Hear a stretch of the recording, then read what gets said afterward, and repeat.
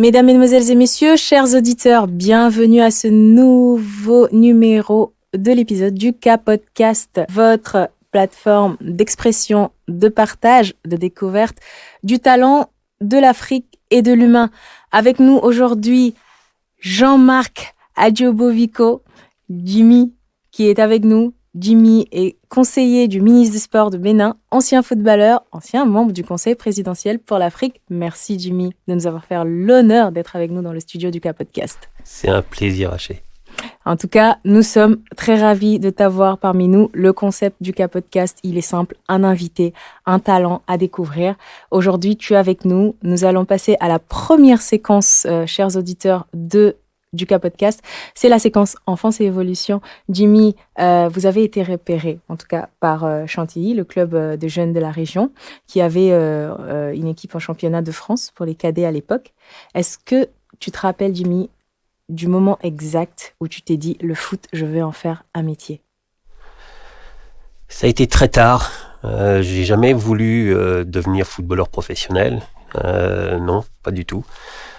J'étais passionné par le football, par le sport, mais toute la famille, je suis issu d'une famille de 7 filles et 2 garçons, pardon.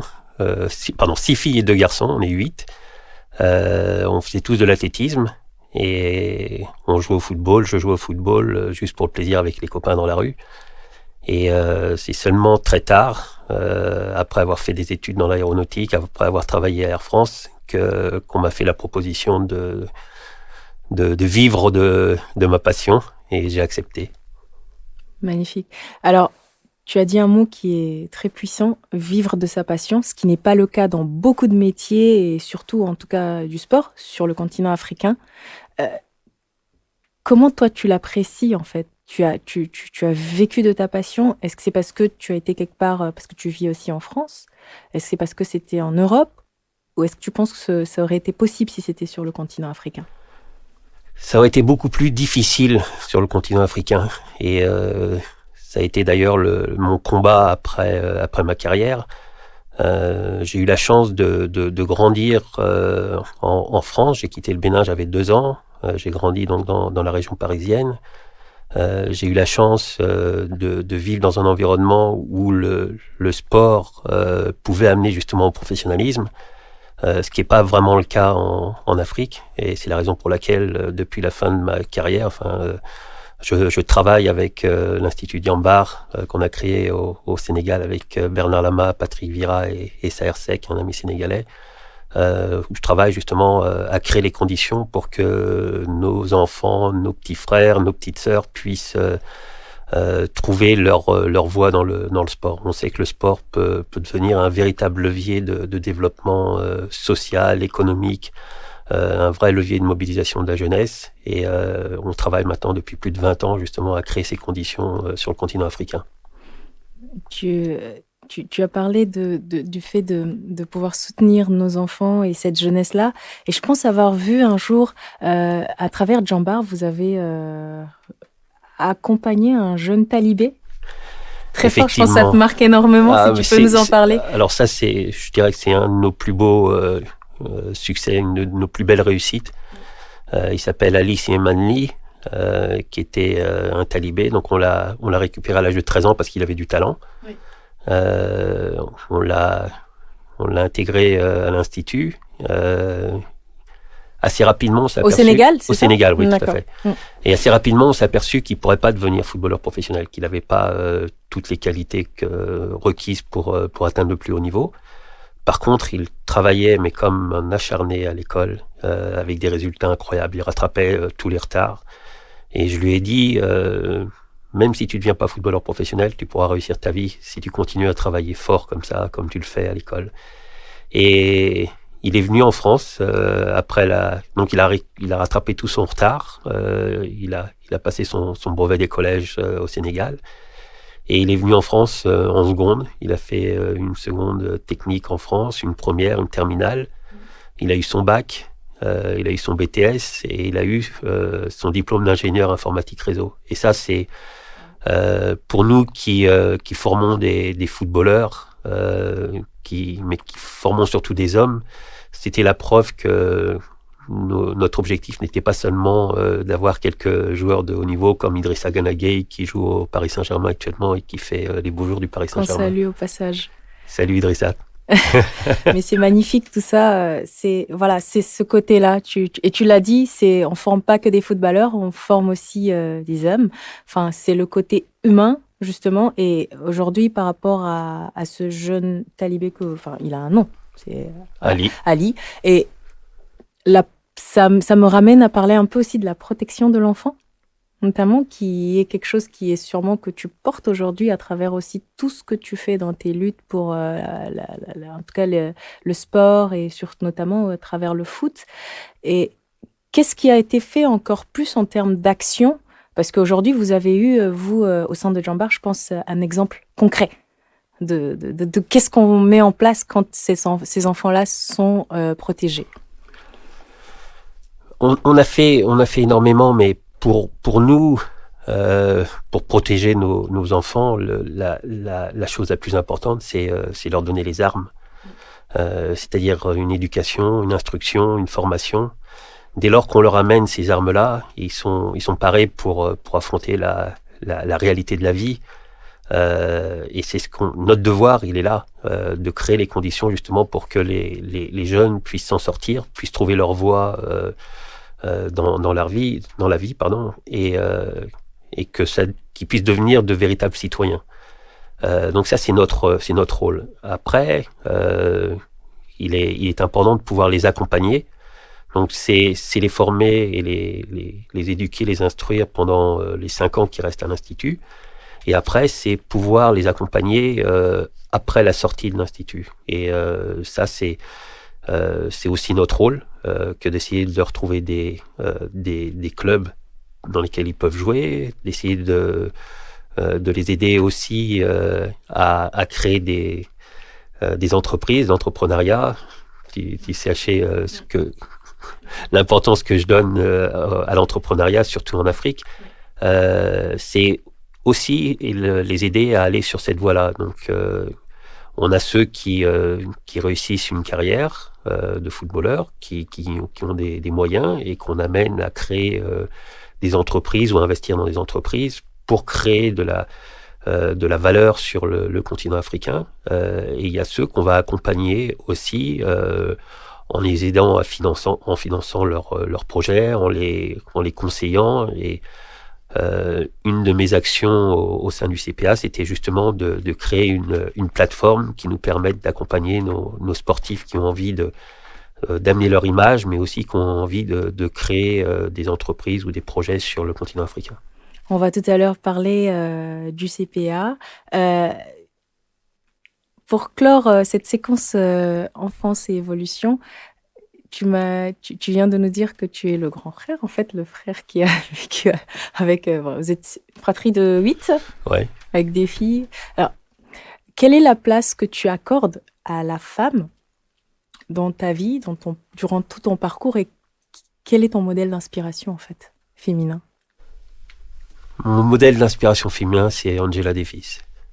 Il faut savoir que effectivement, je suis issu d'une famille où il y avait beaucoup de femmes et une très très grande femme, qui était ma mère, qui était assistante sociale, d'où ma tendance toujours, quand je crée des structures, à privilégier l'aspect social plutôt que le volet économique, même si on sait que le volet économique est important pour pouvoir atteindre les objectifs sociaux. Donc ma mère, j'ai grandi avec une mère qui me disait toujours on frappe jamais une femme même avec une rose. Donc voilà, j'ai été élevé comme ça. C'était pas gagné au départ parce que j'étais un enfant assez dur, mais voilà, j'ai grandi dans la bienveillance des femmes, et ça c'est quelque chose d'important, et j'essaye au travers de mes actions de tous les jours de mettre toujours en avant cet équilibre qu'on doit trouver, ce respect de nos mères, de nos sœurs, de nos filles, de nos cousines, et ça c'est vraiment une chose sur laquelle on doit absolument progresser. et pas qu'en Afrique, un peu partout dans le monde. Partout dans le monde. Voilà. Merci, magnifique. Chers auditeurs, mesdemoiselles et messieurs, vous êtes bien sur le K-Podcast, un épisode consacré à un grand invité, en tout cas, Jean-Marc Adjobovico, Jimmy, que j'appelle affectueusement notre grand frère, en tout cas, qui est là. Jimmy, vous êtes franco-béninois, vous êtes avec nous aujourd'hui. On a fini la séquence Enfance et Évolution. Nous allons passer à une deuxième séquence de cet épisode qui est consacrée, en tout cas, à l'actualité et aux faits divers. Pour passer dans le côté actualité, Jimmy, j'ai dit aussi, vous étiez membre du Conseil présidentiel pour l'Afrique, aux côtés du président Emmanuel Macron. Le Conseil présidentiel pour l'Afrique, où je suis actuellement membre aussi, c'est ma deuxième casquette, en plus d'être dans l'animation du K-Podcast.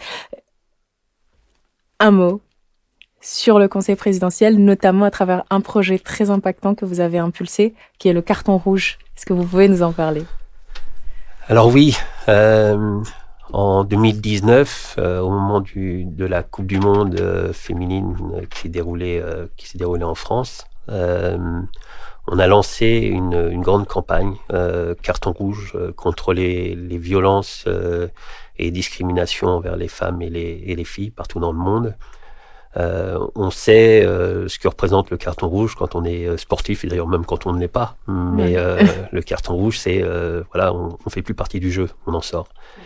Et pour nous, trop souvent, quand on parle de ces violences ou de ces discriminations, on a tendance à sortir le carton jaune ou juste se taire. Et pour nous, il est temps d'arrêter de sortir le carton jaune, mais bien de sortir le carton rouge. Et c'est vrai que toutes ces discriminations ou ces violences faites aux femmes et aux filles doivent sortir de notre société. Et il est important de les dénoncer, et pas seulement de les dénoncer, mais de trouver les moyens de les éradiquer de manière définitive. Et pour ça, il faut en parler, il faut communiquer, il faut que les gens prennent conscience que on peut pas laisser la moitié de l'humanité de côté, et qu'il est temps qu'on en prenne soin. Alors, carton rouge en tout cas à tous ceux qui ne veulent pas entendre. Donc c'est voilà, le carton rouge, non aux abus et aux discriminations, en tout cas envers les femmes et les filles. Et un clin d'œil au passage à tous les membres du Conseil présidentiel pour l'Afrique qu'on salue au passage.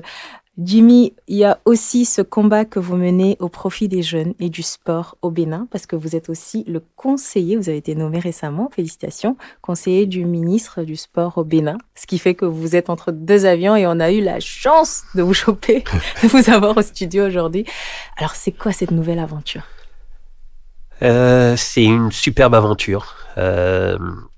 On a au Bénin aujourd'hui un chef de l'État, Patrice Talon, qui a une réelle vision pour le sport, comme je le disais tout à l'heure, comme véritable levier de développement social, économique, de mobilisation de la jeunesse. On sait les enjeux qu'il y a sur le continent africain avec notre démographie galopante. Et il est important qu'on trouve les moyens de créer des emplois. Et dans le sport, qui est une activité qui plaît sur le continent africain, qui plaît aux jeunes. Il y a énormément d'emplois à créer. Je compare souvent le sport professionnel, mais c'est qu'une partie de l'activité sportive, mais c'est une partie importante parce que c'est elle qui donne envie. Les Maradona, les Platini, les Georges Weah ou Thierry Henry sont des joueurs qui font rêver notre jeunesse. Et j'ai pour habitude de dire que le sport professionnel, on peut le comparer à un process industriel dans lequel, en Afrique, on a la matière première, c'est-à-dire les talents. On a le client final, qui sont les gens qui aiment le sport. Le problème, c'est qu'on est incapable de transformer cette matière première en un produit fini, qui est un spectacle qu'on va vendre à des spectateurs ou des téléspectateurs. Et si on arrive à créer, à développer toutes ces activités autour de cette chaîne de valeur, que ce soit les entraîneurs, les éducateurs, les formateurs, les directeurs de stade, les directeurs sportifs, les médecins, les kinés, il y a des dizaines de milliers d'emplois à créer dans un secteur d'activité qui plaît à la jeunesse, qui plaît aux jeunes et qui est rémunérateur. Si on prend le sport professionnel en Europe, on voit avec les tarifs qui sont pratiqués, on voit le potentiel qu'il y a. Et pourquoi on ne pourrait pas, nous, en Afrique, profiter de cette manne financière? Les droits télé sont des droits qui sont galopants, et sur le continent africain, qui, à lui seul, il doit jouer à peu près à 30% de la réussite du football ici en Europe, grâce à tous les joueurs d'origine africaine. Pourquoi on ne pourrait pas, nous, sur le continent africain, à un moment, développer notre propre réservoir et les garder? Et ça se passe comment au Bénin, par exemple? Je sais qu'au niveau du Tchad, on a l'aide à la redevance audiovisuelle qui est 10 francs perçus par la téléphonie, de la téléphonie mobile, par exemple, où il y avait un petit fonds. Enfin, normalement, ça devait être reversé aussi à l'audiovisuel et au cinéma. C'est beaucoup plus réservé reversé au niveau du sport. Est-ce que vous aussi, vous avez les mêmes mécanismes au Bénin? Ça se passe comment? Pas ces mécanismes-là, mais le chef de l'État et son gouvernement ont mis en place une taxe qui permet d'augmenter les revenus en direction du sport. Mais en plus, le chef de l'État a poussé les entreprises d'État à investir dans le sport, à créer leur propre club. Il y a eu 22 stades de construits, mais des choses magnifiques qui ont été faites. J'ai vu sur les réseaux sociaux la vidéo, c'est magnifique. Mais en un temps record en plus. En 5 ans. En 5 ans, mais en plus, je trouve que c'est le projet global est vraiment il y a une stratégie qui a été mise en place par le chef de l'État qui est assez exceptionnelle. Sa vision sur le sport à l'école, le sport de haut niveau, les réformes autour du sport professionnel, la construction donc d'infrastructures, et je pense que tout le monde perçoit la qualité de cette vision, parce que la FIFA aujourd'hui fait du Bénin un pays référent pour le sport à l'école notamment.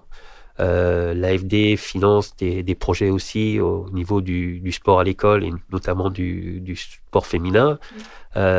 Et je continue à essayer d'amener autour de ces projets des partenaires pour montrer combien le sport peut être un véritable levier de développement. Magnifique. Et en plus, tu as parlé du sport féminin, du développement du sport féminin. Quelle est la place que vous accordez au niveau du Bénin aux femmes et aux filles, en tout cas dans ces combats-là que vous menez? Je dois avouer que c'est quelque chose qui reste encore à développer. Ouais. On a une volonté, c'est certain.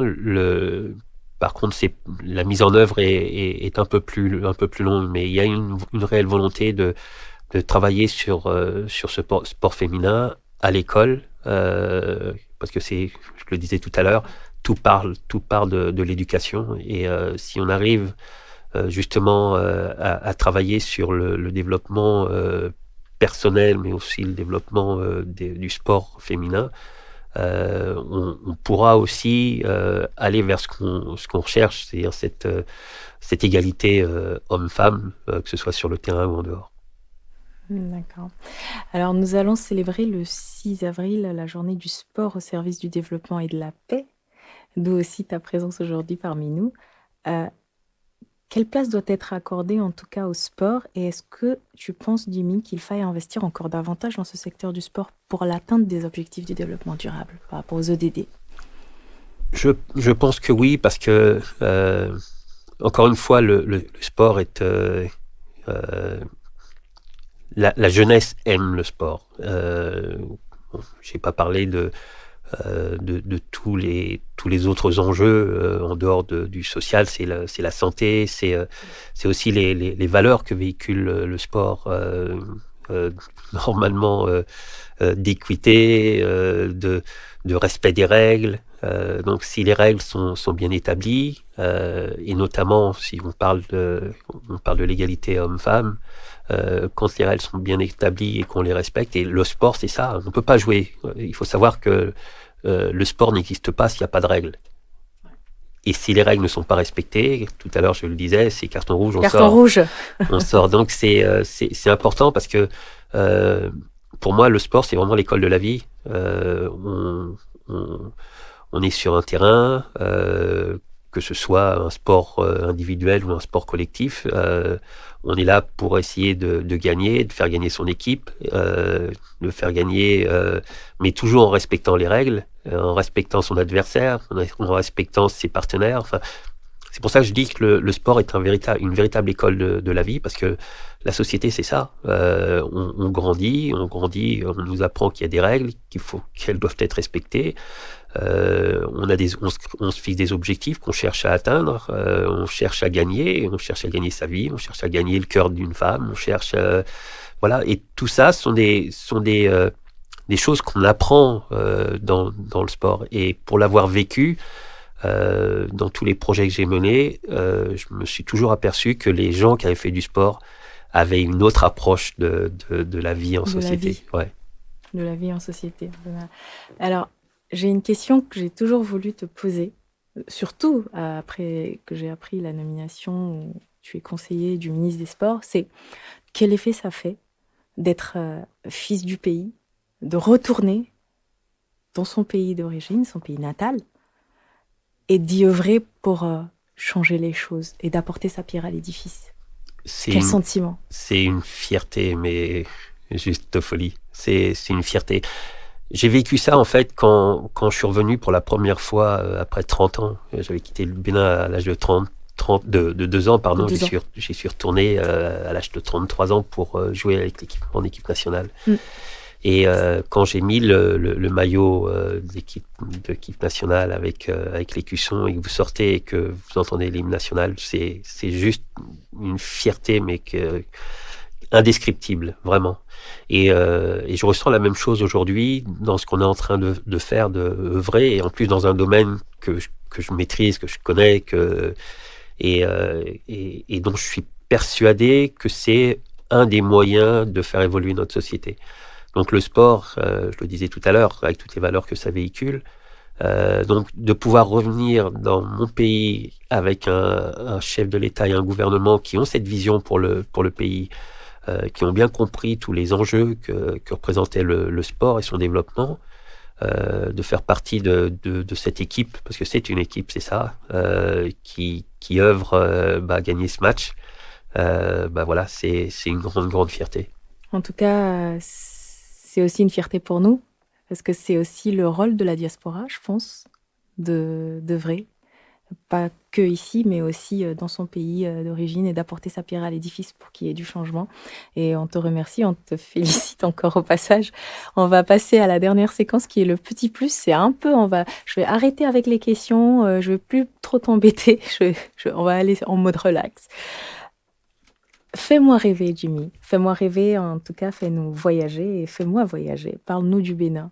Qu'est-ce qui t'a le plus marqué? Et si aujourd'hui, je dois venir, par exemple, chez toi, qu'est-ce que je dois voir en premier?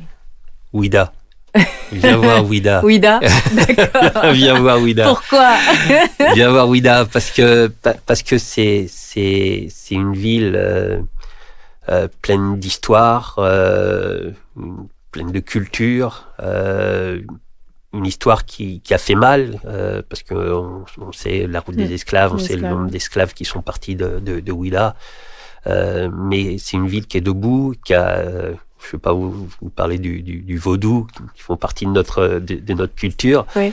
Mais c'est surtout une ville que le chef de l'État et son gouvernement ont envie de promouvoir, de développer. Je pense que, alors il n'y a pas que ça, parce que je pourrais te parler. Il y a Abomey, oui, il y a Ganvier, il y a le parc du Pendjari au nord, il y a la route des pêches qui est en train d'être refaite. Tous les amis que j'ai amenés au Bénin, des Français que j'ai amenés au Bénin, sont tous repartis enchantés. Mais vraiment enchantés. Et en fait, les gens ne se rendent pas compte de ce qui est en train de se passer en Afrique et au Bénin. Je dis en Afrique parce que il n'y a pas qu'au Bénin que les choses évoluent. Je peux prendre l'exemple du Rwanda, tu sais, l'amour que j'ai pour ce pays, pour ce qu'il est devenu après tant d'années de grandes difficultés après le génocide. Mais ce qui est devenu le Rwanda, c'est juste incroyable. Et les gens que je fais venir au Bénin repartent enchantés et certains ont même envie de revenir là-bas pour s'y fixer. Magnifique. En tout cas, Jimmy, merci d'avoir accepté cette invitation au K-Podcast. Un clin d'œil à Laurence Fischer. Ah, que j'embrasse bien fort. Qu'on embrasse bien, bien fort. En tout cas, Laurence, on espère vous avoir un jour dans un des épisodes du K-Podcast. Chers auditeurs, nous vous remercions pour votre attention, votre fidélité. On se donne rendez-vous la semaine prochaine. C'était avec nous Jimmy Adjobovico, Jean-Marc. En tout cas, merci encore une fois. Je ne peux que te remercier de nous avoir honorés de ta présence. C'est un rayon de soleil, en tout cas, dans ce studio. Jimmy, conseiller du ministre du Sport au Bénin, ancien membre du Conseil présidentiel pour l'Afrique et aussi footballeur, qui est aussi à la tête de Jambar, qui est une association qui est au Sénégal. On a beaucoup parlé. On a parlé du sport et du développement. Et d'ici là, portez-vous bien. Surtout, gardez la Kiti attitude. Au revoir. Merci Haché.